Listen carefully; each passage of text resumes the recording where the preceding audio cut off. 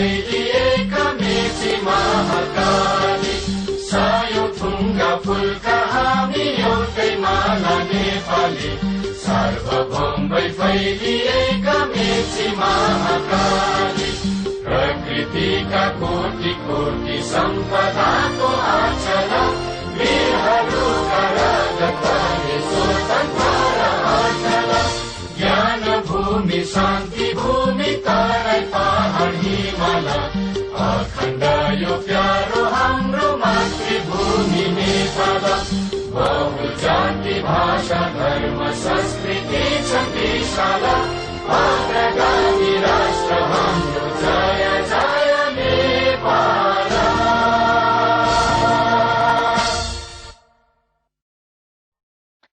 नमस्कार, आज हामी टेन्सको बारेमा चर्चा गर्छौं।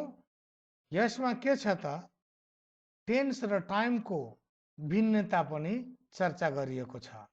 जस्तै यसमा the word tense is derived from the Latin term tempus which means time.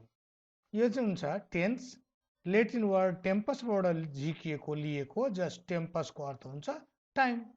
अनि यहाँ टाइम र टेन्समा के भिन्नता छ त? Time is the meaning of verb. यो भर्बको मानै हो, यो फर्म होइन, यो युनिभर्सल कन्सेप्ट हो यो। तर tense is the form of verb, तर टेन्स यो भर्बको फर्म हो। यसलाई इक्जाम्पलबाट अझै चाहिँ क्लियर गरौँ। यहाँ टेन्स सेन्टेन्स टेन्स र टाइम छ।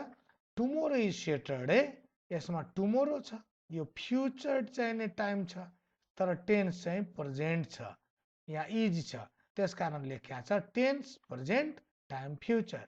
त्यस्तै you have ruined my classes, यसमा ह्याभ प्लस भित्री काम भइसकेको छ, अथवा चाहिने यसमा टेन्स प्रेजेन्ट छ, प्रेजेन्ट पर्फेक्ट हो, तर टाइम पास्ट हो यो। वुड यु एक्सक्युज मी, यसमा वुड, यसमा पास्ट टेन्स, तर टाइम प्रेजेन्ट छ।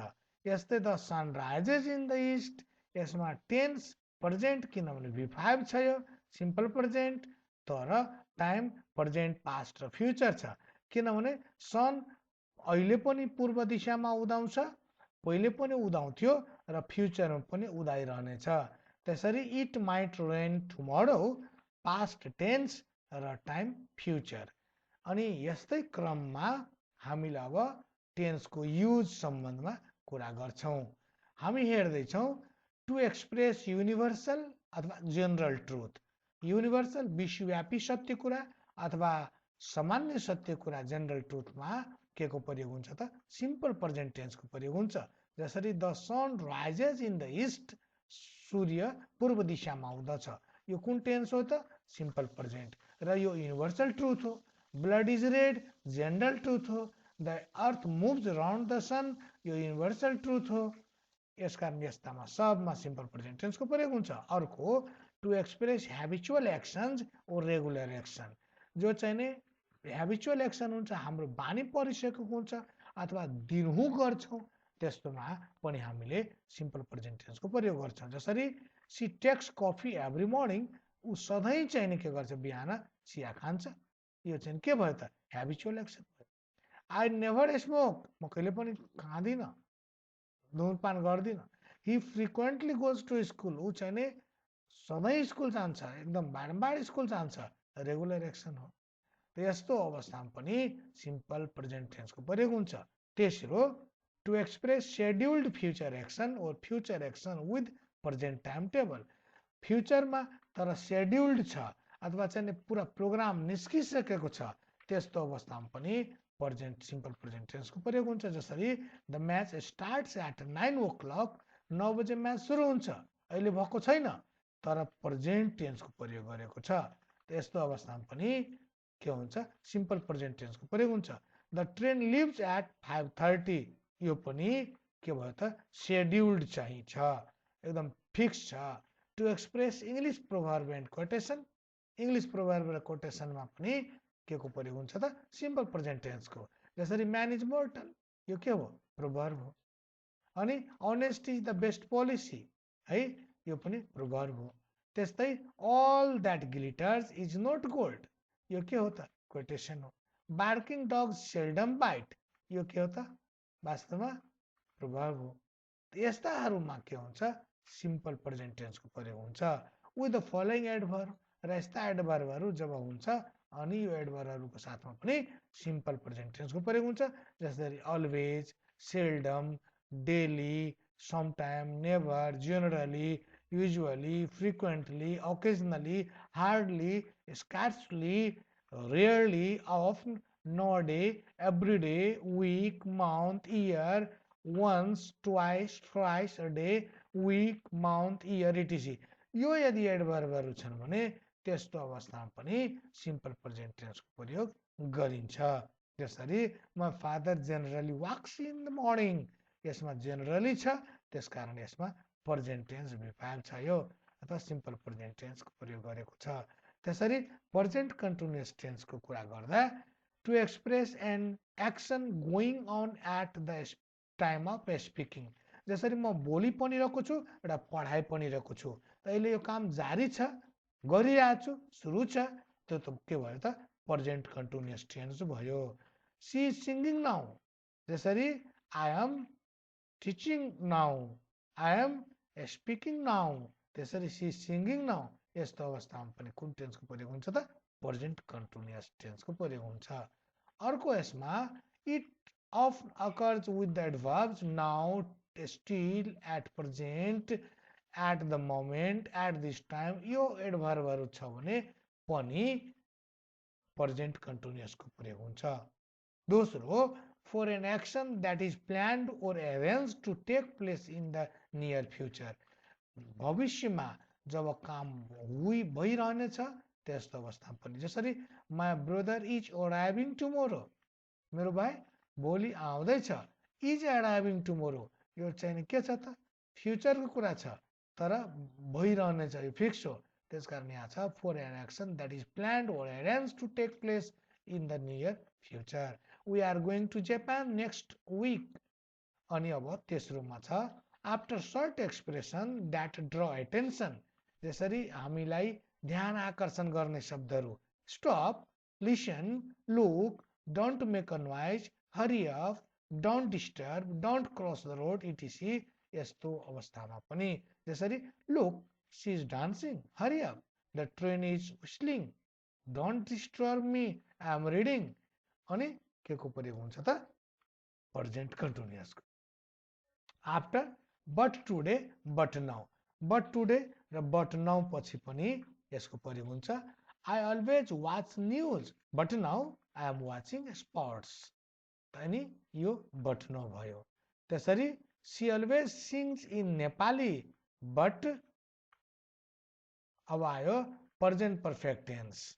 अनि प्रेजेन्ट पर्फेक्ट टेन्समा चाहिँ to denote a completed action, यो एक्सन कम्प्लिटेड भइसकेको हुन्छ इन द रिसेन्ट पास्ट, भर्खर पास्टमा यो काम कम्प्लिटेड भइसकेको छ।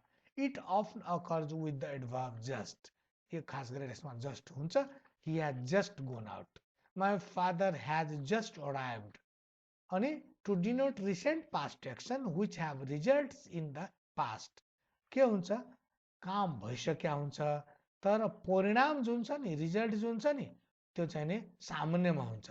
जसरी हामी खाना खायौँ, खाने काम गर्यौँ तर प्लेट चाहिँ नि छँदैछ, जुठो छ, सफा गरेका छैन, अगाडिमै छ, हात सफा गरेका छैन, खाने काम भइसक्यो तर हात सफा गरेका छैन, त्यस्तो अवस्थामा पनि के हुन्छ त प्रेजेन्ट पर्फेक्ट टेन्सको प्रयोग हुन्छ। प्रेजेन्टमा पर्फेक्ट भइसकेको, जस्तै she has cut her finger, औँला काट्ने काम भइसकेको छ तर इट्स ब्लिडिङ नाउ, तर रगत बगिरहेकै छ। Ravi has eaten all the grapes, सबै ग्रेप्स खाइसक्यो रविले, खाने काम भइसक्यो तर there aren't left any more, कुनै पनि बाँकी छैन है।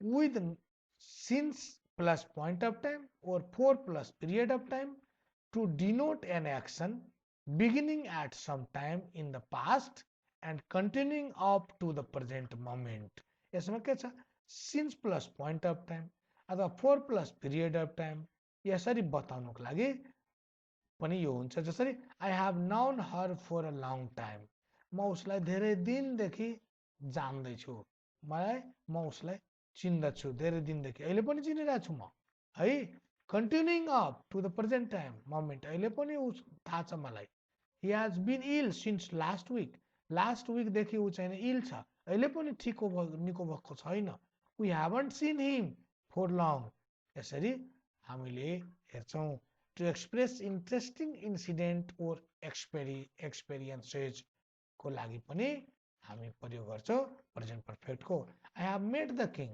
यसरी म राजालाई भेटेको थिएँ she has been to America ऊ अमेरिका पुगेको थियो अनि with adverb like already recently ever lately never yet today just टिसी यो एडभर्बहरू यदि चाहिने छ भने पनि के हुन्छ त प्रेजेन्ट पर्फेक्ट टेन्सको प्रयोग गरिन्छ they have already visited Nepal यहाँ अलरेडी छ नि त्यसकारण पनि यसमा प्रेजेन्ट पर्फेक्ट टेन्सको प्रयोग हुन्छ the dog has been recently killed recently छ नि है अनि हेभ यु इभर छ नि have you ever climbed Mount Everest अनि I haven't sent her email yet छ नि यहाँ त्यसकारण यस्ता प्रयोग हामीले बारम्बार गर्दै गऱ्यो भने हामी हेबिचुएटेड हुन्छ र हामीलाई मिस्टेक हुँदैन प्रेजेन्ट पर्फेक्ट कन्टिन्युअस टेन्समा जाउँ अब हामी प्रेजेन्ट पर्फेक्ट प्रेजेन्टमा पर्फेक्ट काम भइसकेको हुन्छ प्रेजेन्टमा